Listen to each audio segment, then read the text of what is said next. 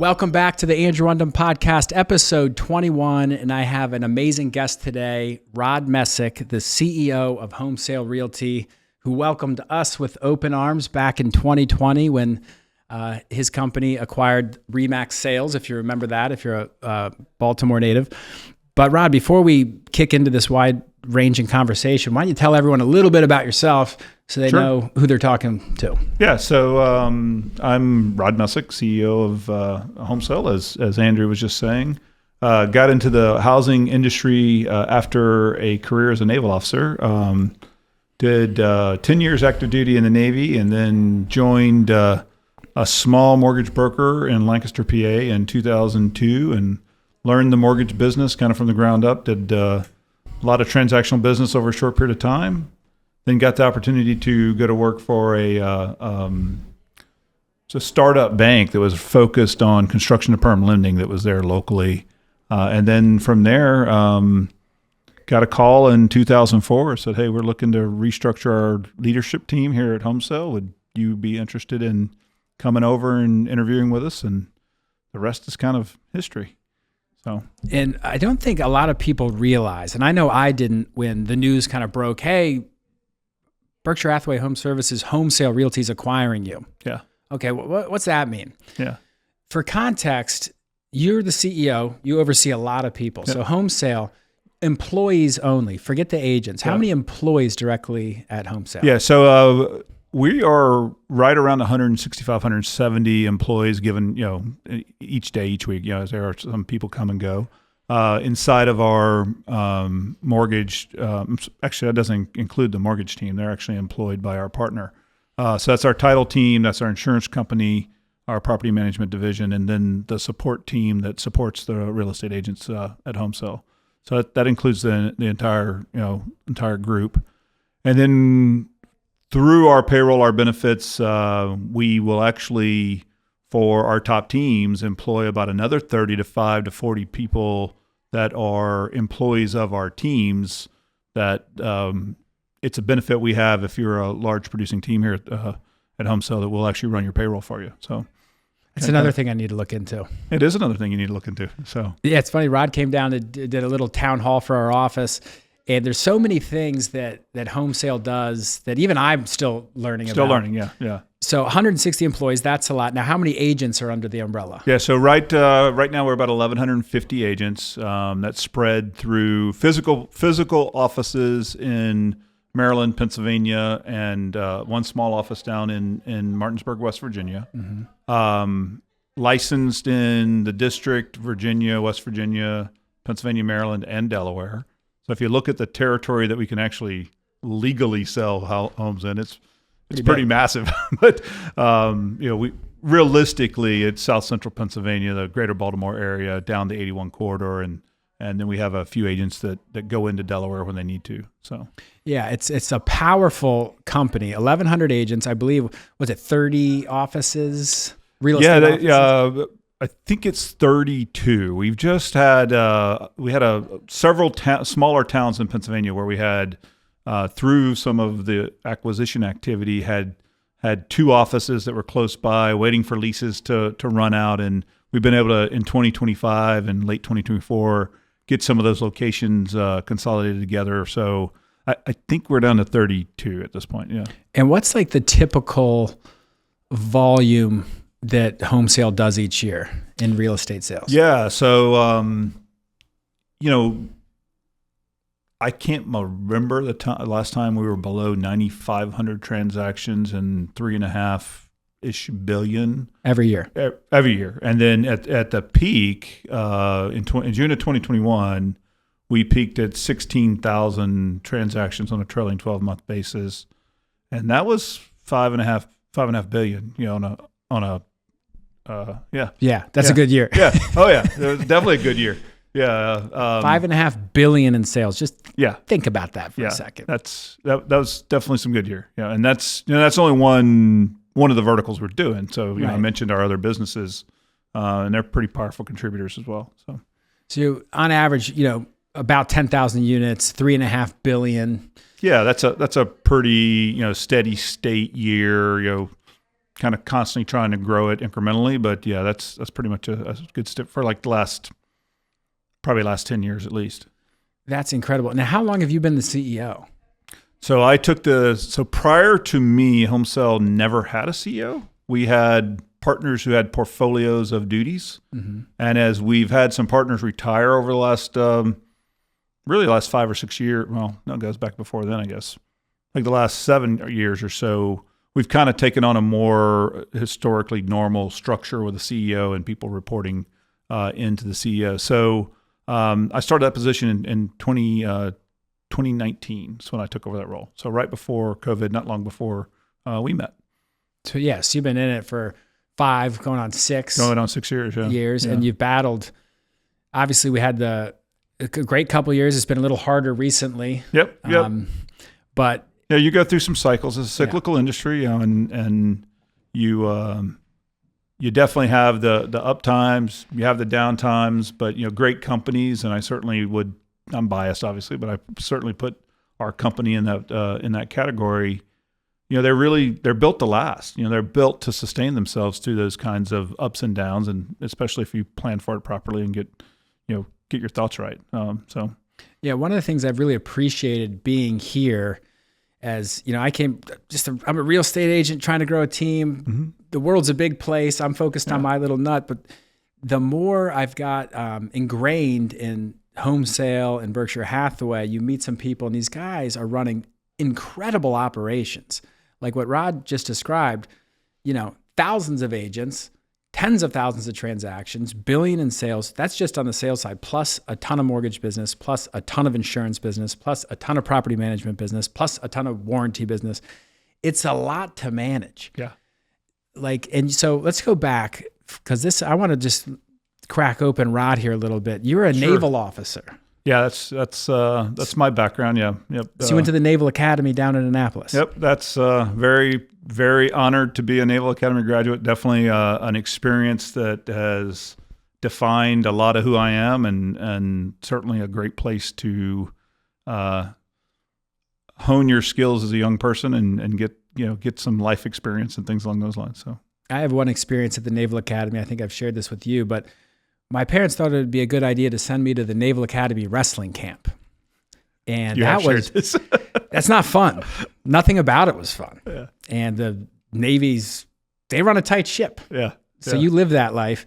Now, was there anything, I'm sure there was, that you learned as a leader? Because you're a naval officer, it's not just any cadet. Yeah. So you were in a leadership position since a young man that has really helped you in your leadership role managing big companies. I mean, the list is long, but one, it's a skill you can learn. You can be taught to be a better leader and be better at those kinds of things. And experience is a great teacher. Mm-hmm. And as you mentioned, got the opportunity at 26 years old to go to a foreign nation with a $120 million airplane and a crew of 11 and 20 ground support personnel and operate for 2 weeks unsupported. That kind of experience. That's under most 26-year-olds don't get the chance to do something like that. So it's a pretty unique.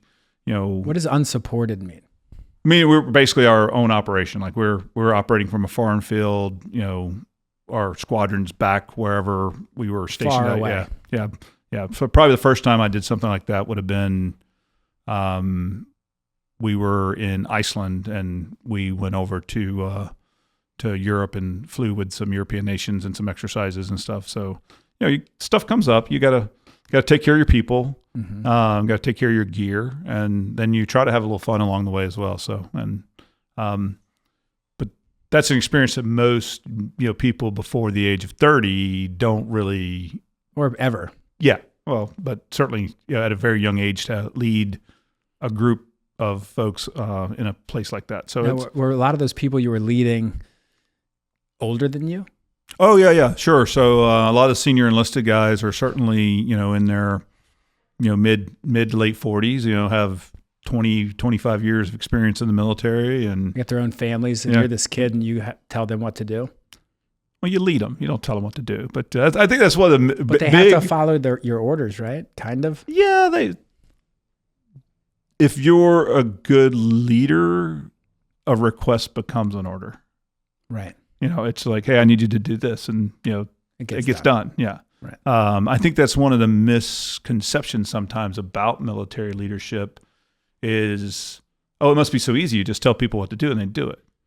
Well, only to a certain degree. I mean, if you want them to do it well, you want them to really put their heart and their soul into it, then, they need to be led as well, just like anywhere else. So it's an honor, and the people who do it well, and we've got, our military has some amazing young people in it. And I know the buddies I have that are still out there standing the watch and doing the job are just amazing people. So we're very fortunate. Training on that, like how to handle a one-on-one conversation when a direct report doesn't do exactly what. Yeah. You get some. I'd say you get both experiential training as well as guidance and mentoring and coaching, as well as quote unquote formal, more academic type training and role playing and things along those lines. That's one of the things we talk about the Naval Academy is it's a leadership laboratory.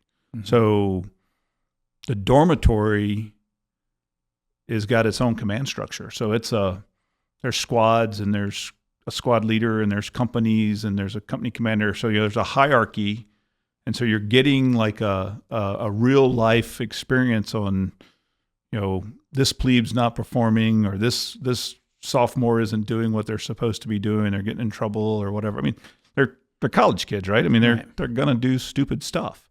So the things happen. So there are times when you have those real life leadership moments, even as a 18, 19, 20-year-old kid, that you're getting some real life experience about how to have those hard conversations about, hey man, I love you, but you're screwing up right now. We got to get it back. We got to get back in order. So yeah, I was a leader in our dorm too, because when somebody didn't get the keg and you said it was going to be here.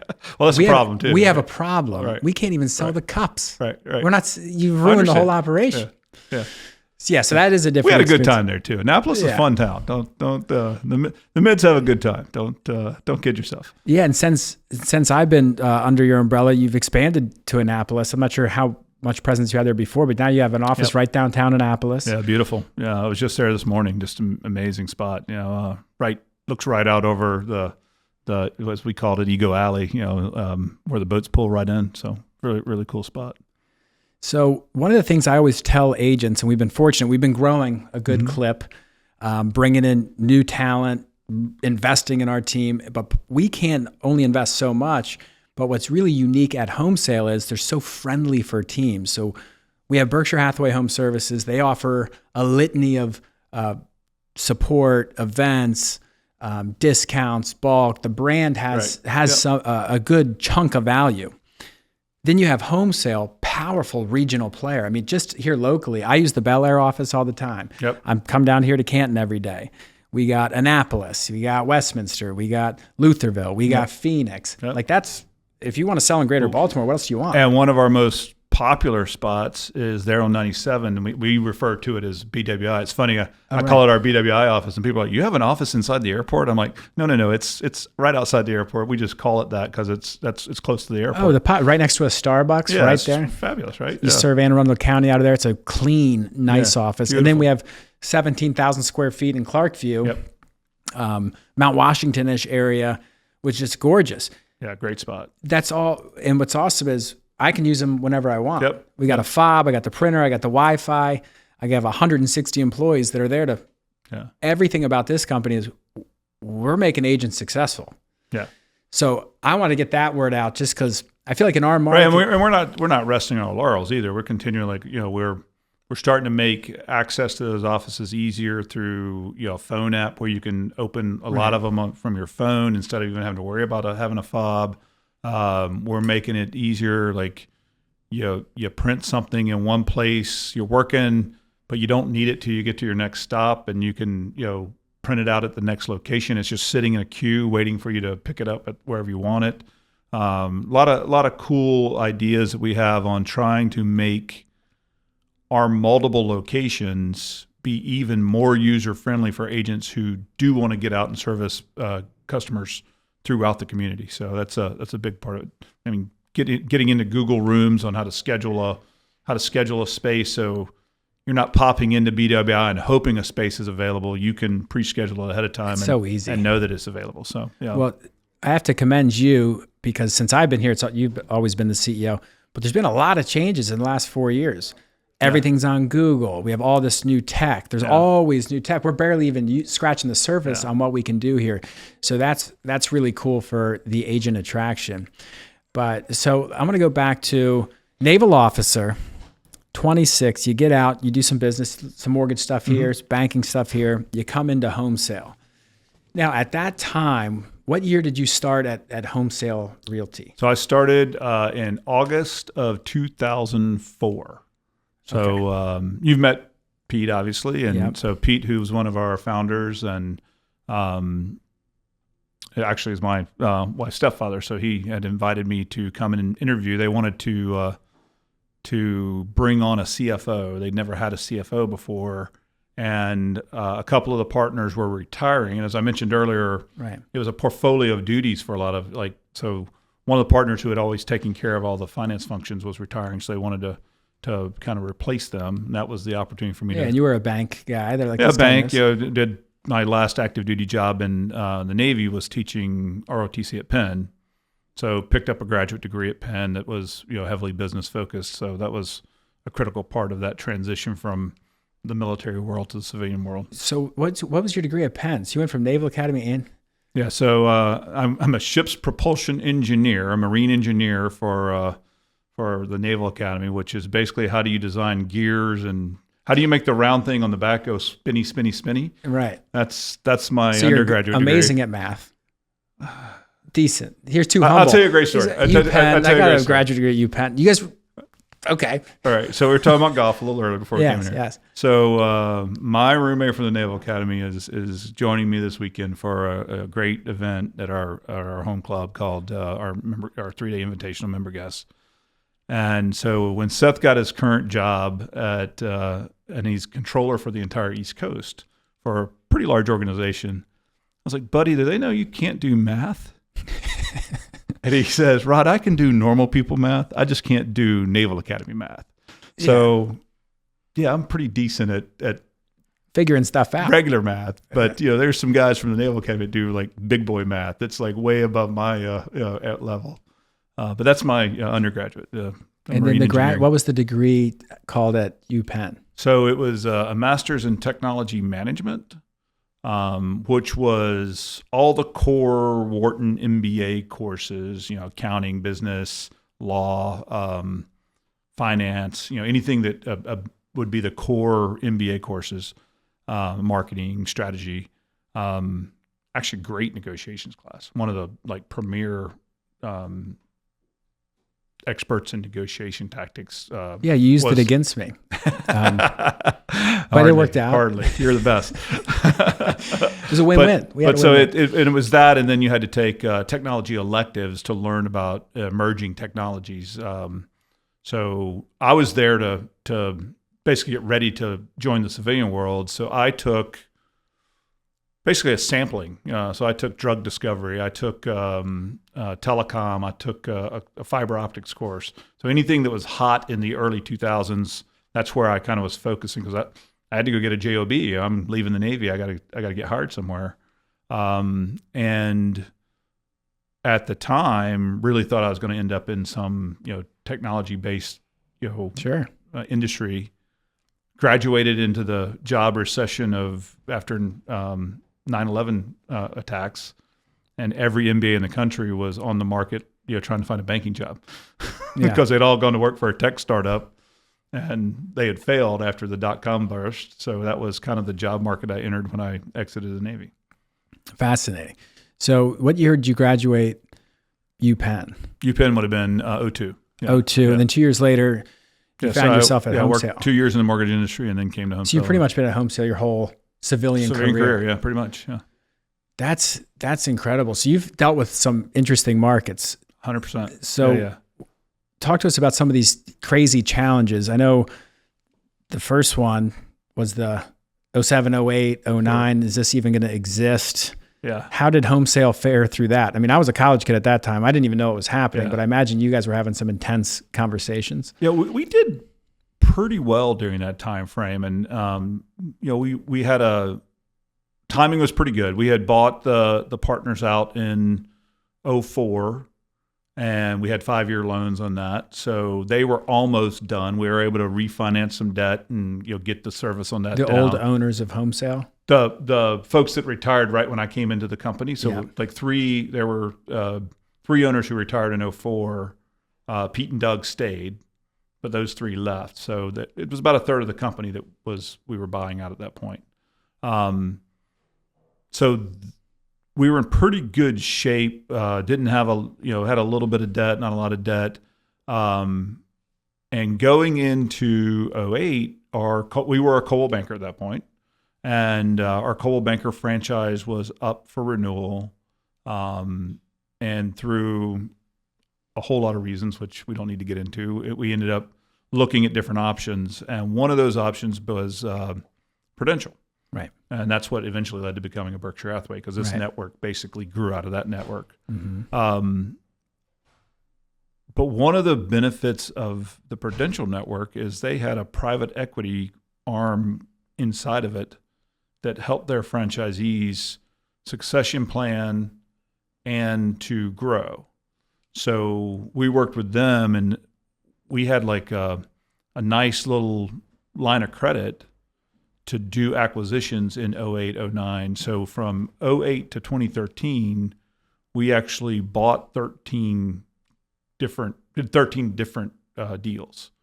The largest real estate offices. Yeah. The largest would have been the 5 offices of Long and Foster we bought in central Pennsylvania,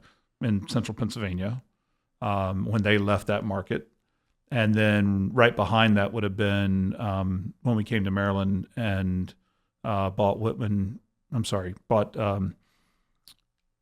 Well, YWGC, Yarmouth, Whitman, Gaines, and Conklin, which was the company that launched our Baltimore presence. And so that was 2 of the largest deals during that time frame. Each one of those was a couple of hundred agents. And then YWGC was huge. Yeah. They'd done a great job. I mean, was it only 7 years old when we bought it? It had already gotten to those guys are legends in Baltimore. Yeah. Yerman, Whitman, Gaines. Yeah. They were still home sale guys today, if they're still in. Some of them retired, but yeah. So wow. Yeah, so that's how we ended up in Baltimore. Those were the 2 biggest, and then we, everything from 10 agents in an office that rolled into 30, 40 agent office. That was while everybody else, the entire market, I think agent count went down like 35% in that like 5-year time frame, and we stayed flat, which was a massive market share gain and added new territory. Right. So we did pretty well during the Great Recession. That's crazy because we were well capitalized. And all the guys I talked to are like, "Oh, I almost lost everything." Yeah. We were just in a really good position at that time. Well, that's credit to you guys. And this downturn's honestly been a little tougher for us as an organization. You've heard me say this. We were leaning heavily into growth in 01, 02, expecting a pullback, but no idea it was going to be 21, 22. Yeah. Right. Yeah. And no idea it was going to be as large as it was. So we, got out over our skis with some new locations and some new spots and acquiring a couple of companies, and like, whoa, interest rates just went up 500 basis points in 8 months. Like, what just happened? It's never happened ever. Right. Can't plan that. Yeah. It certainly wasn't on my, program for the year. It was, I can't go back to, fall of 2021 and read any of the talking head experts who said, expect a 500 basis point interest rate increase. But it certainly was something that we had to adjust to. And luckily we're a strong company and we were able to adjust to it. And things got some of our office consolidations done that were related to acquisitions, got those rolled together this last couple of years, and things are really starting to hum. And we're a little leaner and meaner now. I think we were close to 300 employees at the peak, including agent assistants. So we're a little leaner and meaner, and now we're starting to talk about what do we add on the recovery, because it won't look like it. Just like in 08, it didn't look like it. 13 didn't look like it did in 08, and 2026 won't look like 2022 did. So we'll grow back a different, better, stronger organization as we come out the other side of this thing. Well, I really appreciate. It's so nice to know that you have a steady hand at the helm of this thing. It's easy to rock an individual agent. Oh, you're blowing with the wind. Teams, your local market can move you pretty good, but when you have that pretty large territory, large footprint, well capitalized, tons of sources of revenue, you're in a good place to say, hey, look, you're just a steady Eddie hand. When things were going crazy with the lawsuit and who knows what's going to happen, there's so many things that have came up even recently, and still with clear cooperation, the real estate industry's AI. I feel like we're like an immovable mountain, or at least you guys are. And I'm good. So you make it easy for me to play. I don't have to worry about it. I got this veil, and I really appreciate that. And I think if more agents were thinking long-term, that would be attractive to you. Yeah. So I know a lot of the people we compete with, there's 100% brokerages here. I mean, you can sell real estate anywhere. It's probably one of the toughest parts about our overall value proposition that is difficult to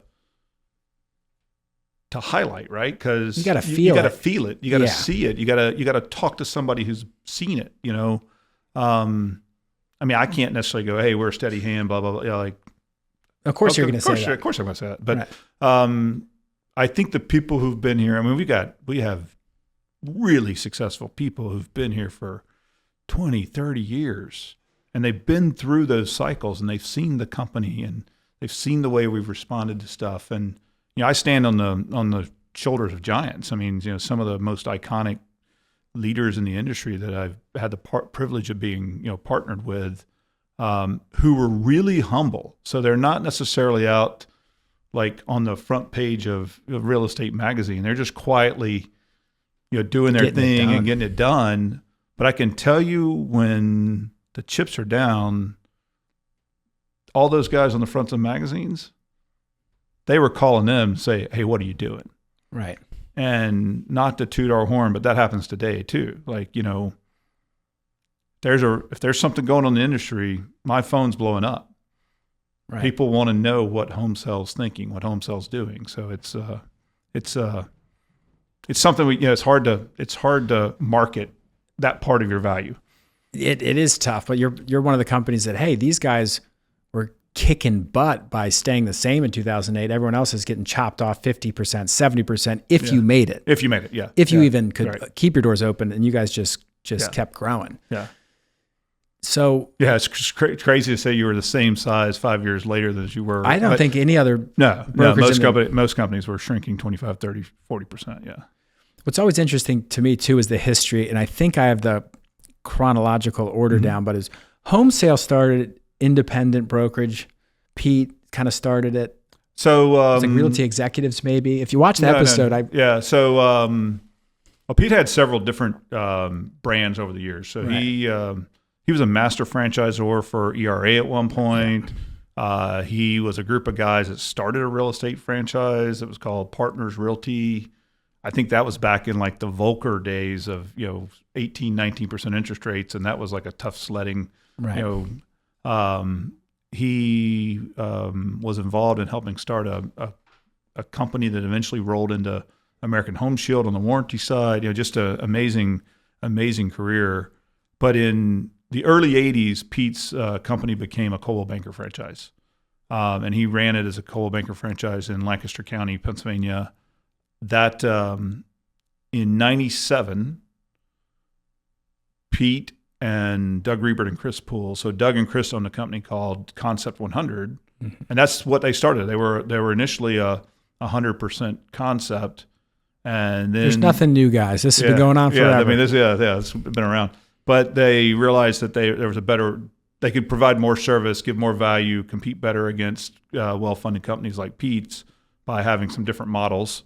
So they actually changed their structure and became a more traditional company. And then in 97, they put those two companies together, number one and number two in Lancaster, PA. Each had about 12 to 13% market share. And if you don't know, I mean, Lancaster, it's 450, 500,000 people. It's not a major metropolitan, but it's not small either. It's not small. Yeah, there's quite a bit of business that goes on there. So that became really the engine for that growth. At the same time, they rolled in the Harrisburg Coldwell Banker Company, and that was the beginning of home sale in 1997. I mean, roots back to the 1800s, but and in 2000 they bought Coldwell Banker Bob Yost in York County and doubled the size of the company. Yeah, Yost is a legend. Yeah, and then rolled Ron Landis into it in Reading in 2001, and that pretty much became the footprint until the 2008 timeframe.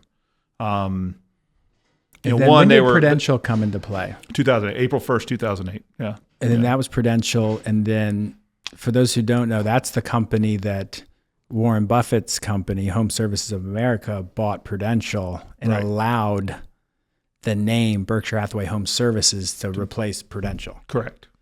Yeah. So when we were, there was actually a step in between. A company in Canada called Brookfield initially bought it. Brookfield runs a pretty large relocation business, and that's what they Prudential. Yeah, that's what they really wanted, was the Prudential's relocation business, and they put those two things together, and then they're like, "Ooh, what are we going to do with this real estate franchise?" And Prudential really wanted a replacement name for the real estate franchise, because we'd actually gotten so good and so well known around the country that in their marketing research, people thought of them as a real estate company first and a financial services company second.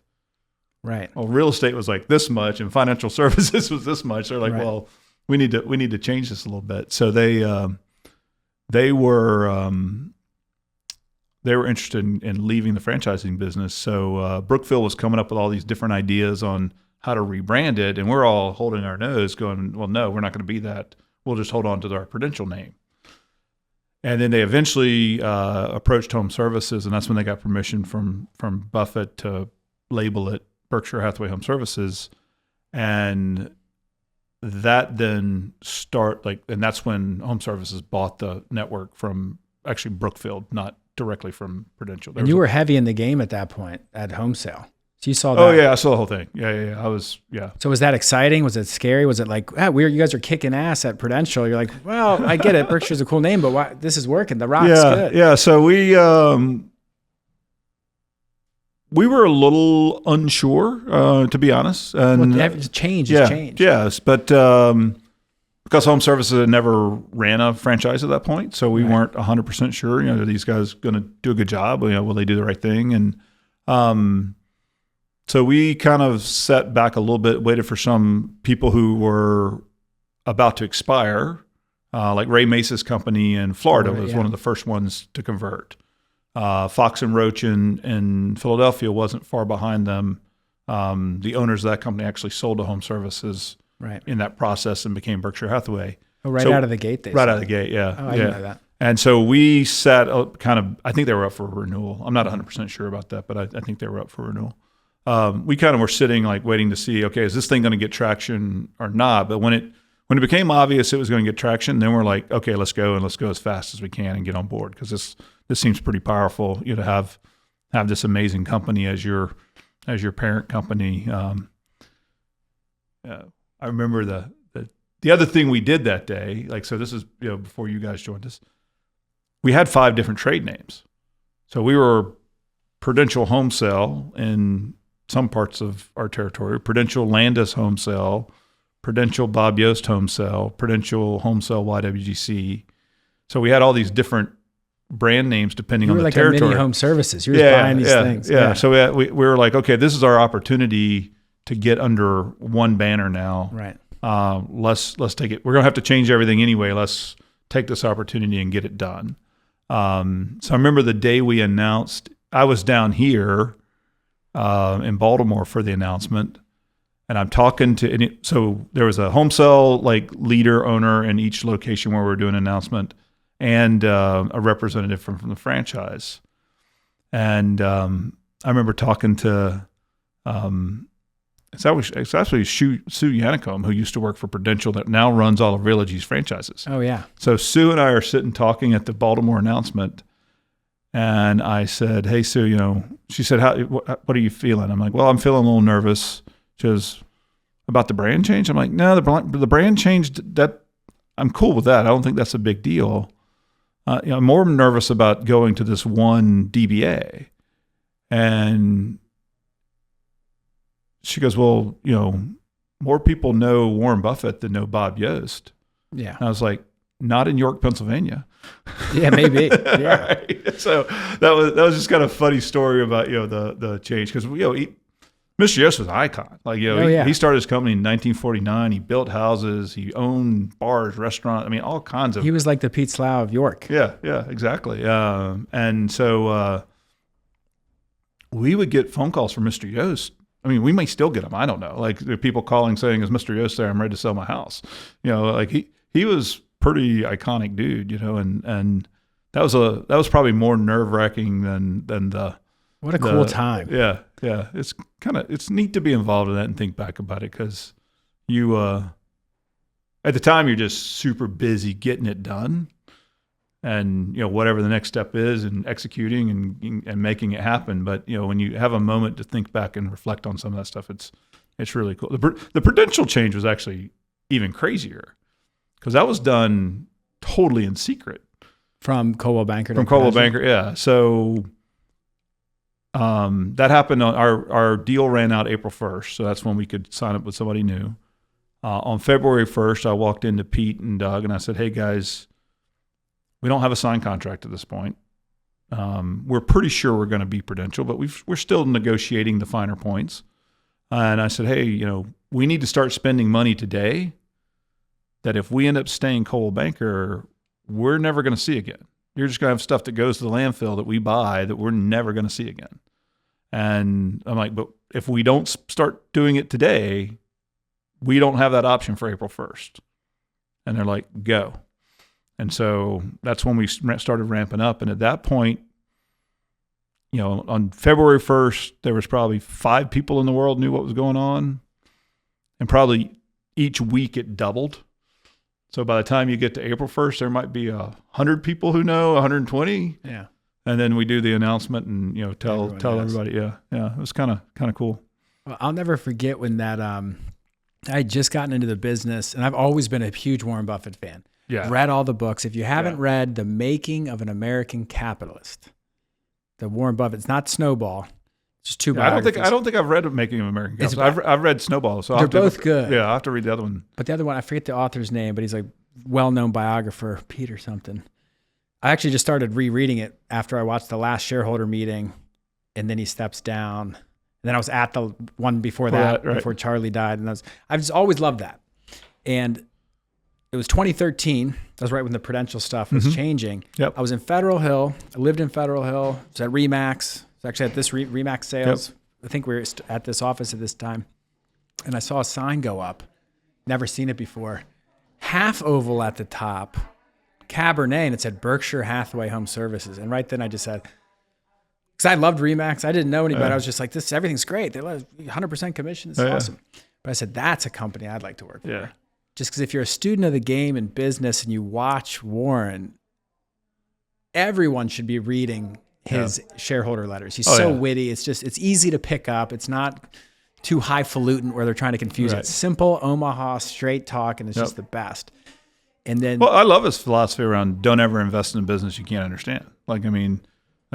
He freely admits I've probably missed some great opportunities when friends that I had, he's best friends with Bill Gates. They played bridge all the time, and yet, never was really a tech investor. Like he's like, I have to understand the investment. So he says his greatest losses are not errors of omission, it's errors of commission, meaning, he might have lost out on some stuff that he omitted to partake in. But the biggest losses are he didn't buy enough of what he knew was good. Right. So when you know it's good, you buy it all. Right. Which is just fascinating. He's got 1 million of those. But when you guys are making these decisions, so it's like I'm sure it's going on today. I'm sure you guys have your board meetings and you have all these smart people in a room. What's the strategic decision?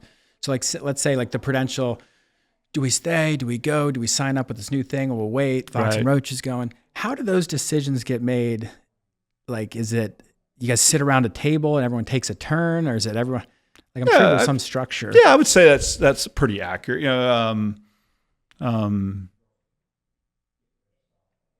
We kind of talk through the pros and cons. We talk through like, okay, what is the communication around this? What's the story? Mm-hmm. Like, how is this gonna like play out? How are we going to present this in a broader audience? Like, how's it going to play? And that's a big piece of it. You can make the best decision in the world, and if it's not packaged and delivered correctly, it'll be a complete problem, right? So, I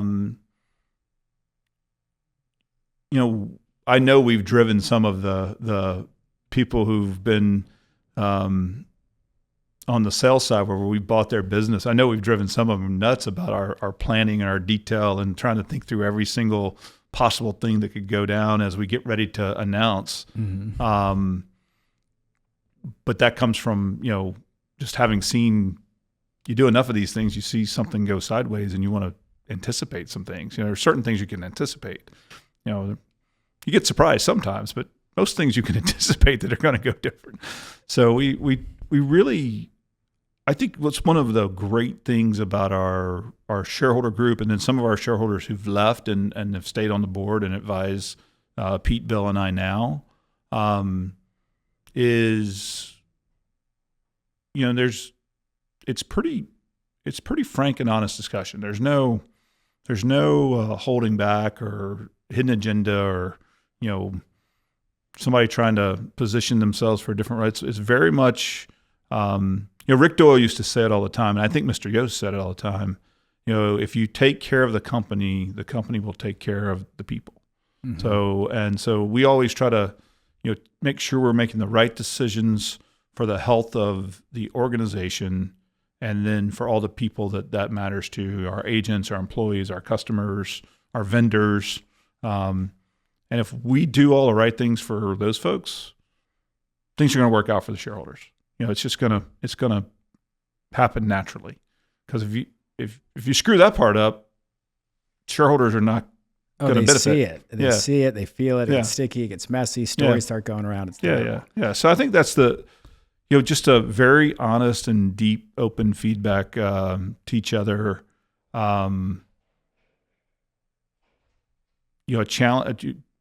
Challenging. We try to use data when we have it, mm-hmm. And as much data as we can to try to make an informed decision. But you never, and sometimes you can probably overanalyze, but we try to get to a point where, okay,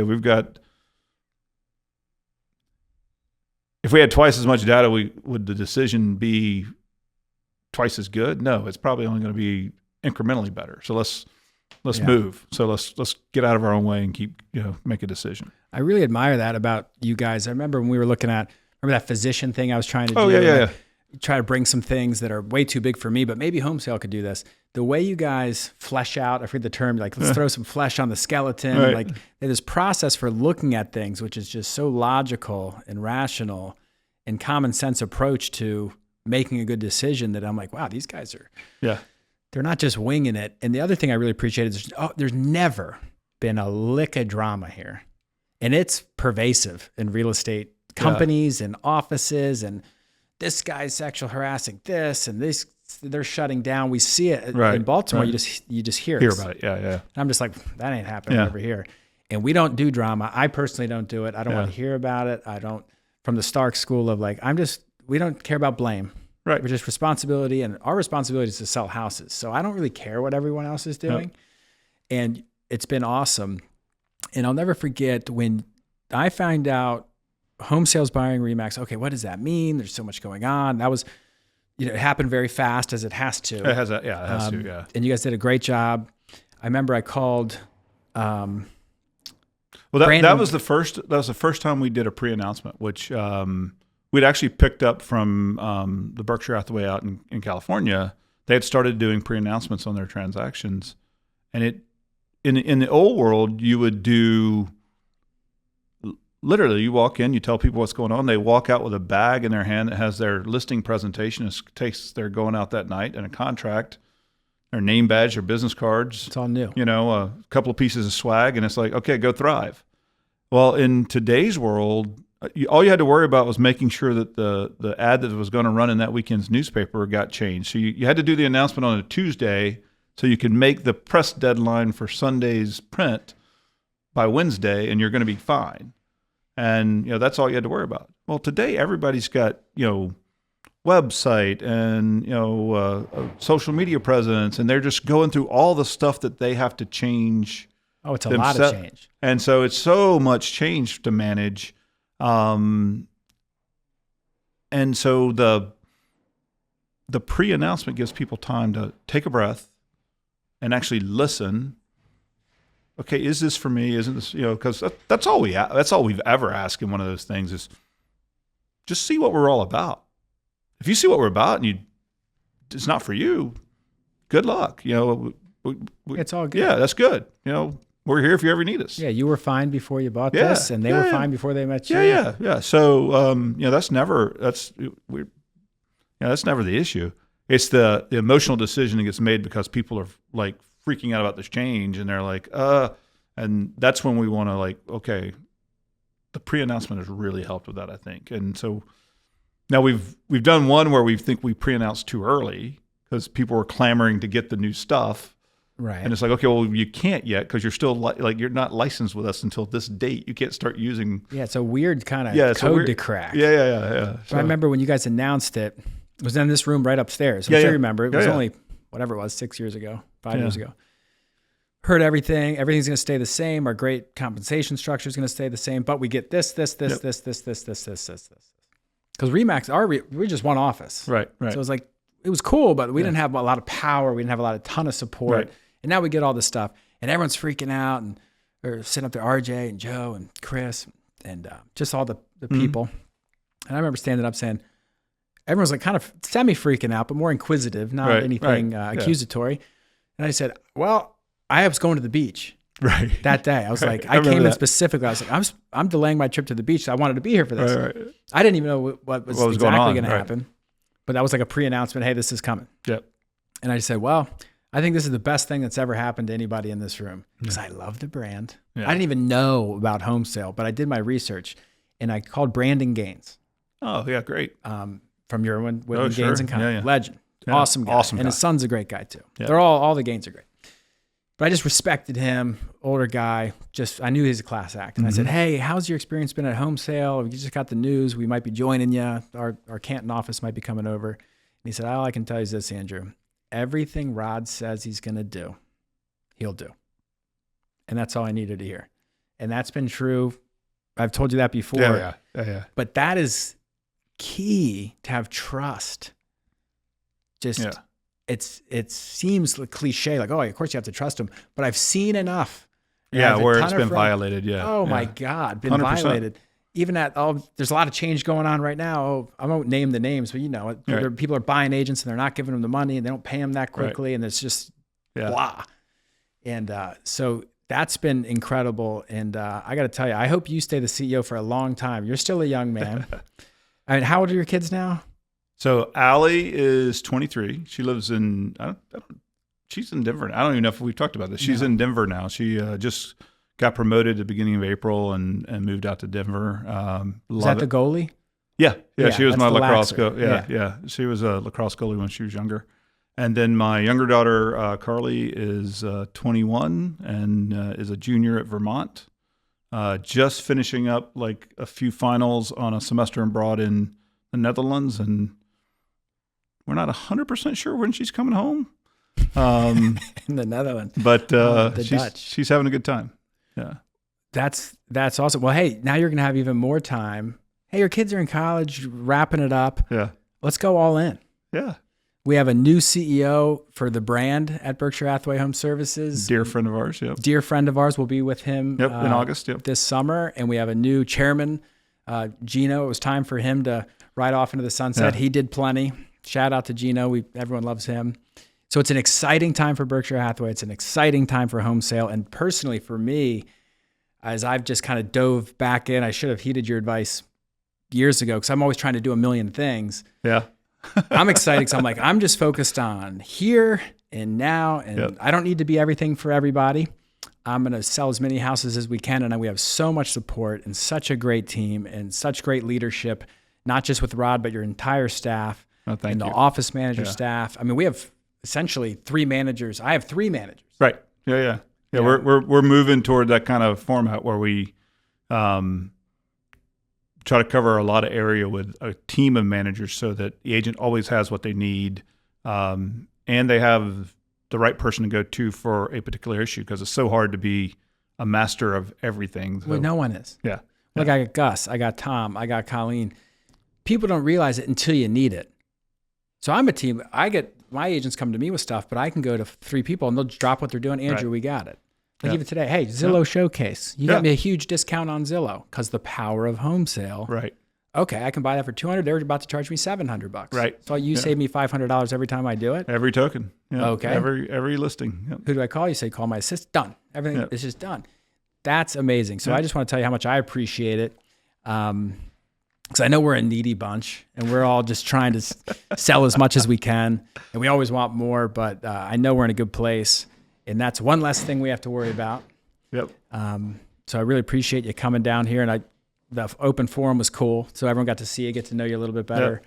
And hopefully this podcast will shed some light for others who want to join us. Because look, I don't care if you're a solo agent. If you want to join a team, we'd love to have you if you're here in Baltimore. But if you're in that footprint from West Virginia to the Delaware beaches to PA down to damn near DC. Love to talk to you. It's a great place. Can't speak highly enough about how easy you guys make it for us to be successful. Now, make no mistake, you got to go to work every day. Oh yeah. There's no handouts. Yeah. You'll get exactly what you're worth. Yep. But there won't be any BS along the way. So, Rod, is there any closing thoughts for you as you share with my audience, which is, I think it's predominantly real estate agents. I'm always I appreciate you having me on. I mean, it's a great opportunity to talk a little bit about something I'm really proud of, which is home sale, and to kind of share our story and hopefully meet some new folks through this medium and hopefully help some more people be successful doing what we love, which is real estate. That's what we're going to do. Well, hey, until next time. Awesome, man. Hey, win that member guest. I'm on it. 2 Naval Academy officers. I'll bet on them. I'll take them in the stable. Okay, you got it. All right. I'll call you and see what kind of action you want. See you guys.